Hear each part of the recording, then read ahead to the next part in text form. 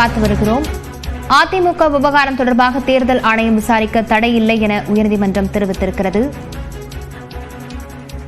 அதிமுக விவகாரம் தொடர்பாக தேர்தல் ஆணையம் விசாரிக்க தடை இல்லை என தெரிவிக்கப்பட்டிருக்கிறது. அதிமுக உட்கட்சி விவகாரம் குறித்து தேர்தல் ஆணையம் தலையிட முடியாது என மனுக்கள் குறிப்பிடப்பட்டிருந்த நிலையில் உட்கட்சி விவகாரம் குறித்து தேர்தல் ஆணையம் விசாரிக்கலாம் என தெரிவிக்கப்பட்டிருக்கிறது. விவரங்களுடன் செய்தியாளர் மதன் இணைந்திருக்கிறார். மதன், என்ன வாதங்கள் முன்வைக்கப்பட்டது, என்ன குறிப்பிடப்பட்டிருக்கிறது?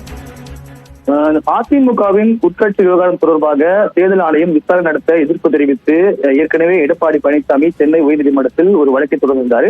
இந்த வழக்கை விசாரித்த உயர்நீதிமன்றம் இது தொடர்பாக அந்த மனுக்களை விசாரிக்க தேர்தல் ஆணையத்திற்கு தடை விதித்து உத்தரவு பிறப்பித்தது.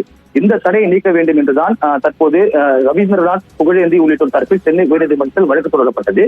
இந்த வழக்குகள் நீதிபதிகள் ஆர் சுப்பிரமணியன் மற்றும் அருள்முருகன் அடங்கிய அமர்வுகள் விசாரணை நடைபெற்றது. இந்த வழக்கில் பொதுவான இந்த வாதங்களை பார்க்கும்போது எடப்பாடி பழனிசாமி தரப்பில் இந்த கட்சியுடைய சட்ட விதிகள் திருத்தம் செய்தது, புதிய தலைமை தேர்வு செய்தது உள்ளிட்ட உட்கட்சி விவகாரங்களில் தேர்தல் ஆணையம் தலையிட முடியாது, அதிகாரம் இல்லை என்று ஒரு வாதம் எடுத்து வைக்கப்பட்டது. அதே போல உரிமையல் நீதிமன்றத்தில் தான் இந்த அதிகாரம் மொத்தம் உள்ளது. எனவே இந்த விசாரணைக்கு தடை விதித்தது சரியே என்றும், இது போன்று வழக்கு தொடர்ந்த யாருமே தற்போது கட்சியில் இல்லை, அவர் தொடர்ந்த வழக்கை ஏற்றக்கூடாது என்று தெரிவிக்கப்பட்டது. ஆனால் தேர்தல் ஆணையம் தரப்பில் அதிமுக உட்கட்சி விவகாரம் தொடர்பாக நிலுவையில் உள்ள உரிமையல் வழக்குகளில் உத்தரவுக்கு தேர்தல் ஆணையம் கட்டுப்படும் என்றும் விளக்கம் அளிக்கப்பட்டது. இந்த வழக்கில் தான் தற்போது உயர்நீதிமன்றம் இந்த உத்தரவு பிறப்பித்துள்ளது. அதன்படி தேர்தல் ஆணைய சின்ன ஒதுக்கீடு சட்டப்படி விசாரணை நடத்த வேண்டும்.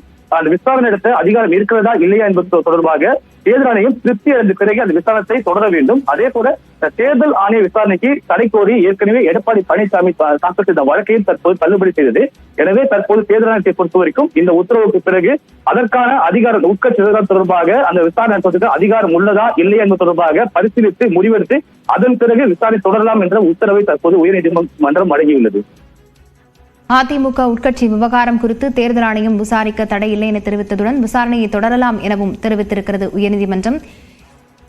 இது தொடர்பாக விசாரணையை தேர்தல் ஆணையம் தொடங்கினால் எப்போது தொடங்கப்படலாம் என தெரிவிக்கப்படுகிறது மதன்? அதாவது ஏற்கனவே தேர்தல் ஆணையத்தை பொறுத்தவரை இந்த வழக்கு விசாரணையின் போது ஏற்கனவே கொடுக்கப்பட்ட மனு மீது உயர்நீதிமன்றம் ஒரு உத்தரவு பிறப்பித்த பிறகுதான் அது தொடர்பாக நோட்டீஸ் அனுப்பப்பட்டதாக விளக்கம் அளிக்கப்பட்டது. இருந்த போதும் இப்போ அதிமுக பொதுச் செயலாளர் எடப்பாடி பழனிசாமியை பொறுத்த வரைக்கும் இது போன்ற உட்கட்சி பிரச்சனை தொடர்பாக விசாரிக்க ஆணையத்துக்கு எந்த ஒரு அதிகாரம் இல்லை, நீதிமன்றம் மட்டுமே அது விசாரிக்க அதிகாரம் உள்ளதாக தெரிவிக்கப்பட்டது.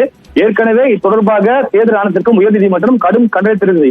எதற்காக இந்த ஒரு மனுக்களை எந்த ஒரு முடிவெடுக்காமல் வைத்துள்ளீர்கள் என்று தெரிவிக்கப்பட்டது.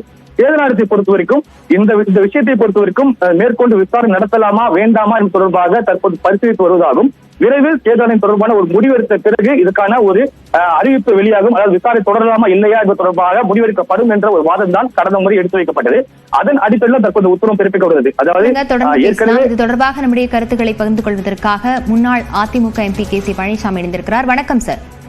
வணக்கம். அதிமுகவினுடைய உட்கட்சி விவகாரம் தொடர்பாக தேர்தல் ஆணையம் விசாரிக்கலாம், தடை இல்லை அப்படின்னு உயர்நீதிமன்றம் தெரிவித்திருக்கிறது. முதற்கட்டமா நீங்க எப்படி பார்க்கறீங்க? நிச்சயமா இது எதிர்பார்க்கப்பட்ட ஒரு தீர்ப்பு தான். அதாவது சுதந்திரமாக செயல்படக்கூடிய ஒரு அமைப்பு தேர்தல் ஆணையம்.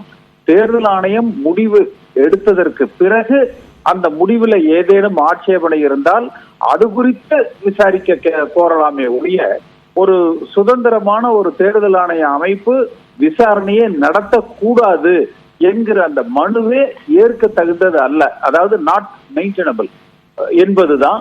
ஆனால் இன்றைக்கு விரிவாக அது குறித்து விசாரித்து தேர்தல் ஆணையம் அந்த வழக்கை தொடரலாம் என்கிற உத்தரவை தேர்தல் ஆணையத்திற்கு சென்னை உயர்நீதிமன்றம் வழங்கி இருக்கிறார்கள். நிச்சயமா இது அதிமுகவுக்குள்ள சில மாறுதல்களை ஏற்படுத்தும் என்கிற எதிர்பார்ப்பு எல்லோருக்கும் பெரிய அளவுல இருக்கு. ஏன்னா கடந்த காலங்கள்ல 2017 இருந்து 2024 வரைக்கும் எடப்பாடி பழனிசாமி கிட்டத்தட்ட எல்லா நீதிமன்ற தீர்ப்புகளிலும் சரி, தேர்தல் ஆணைய தீர்ப்புகளிலும் சரி தனக்கு சாதகமான நிலைப்பாட்டையே பெற்றுக்கொண்டார்.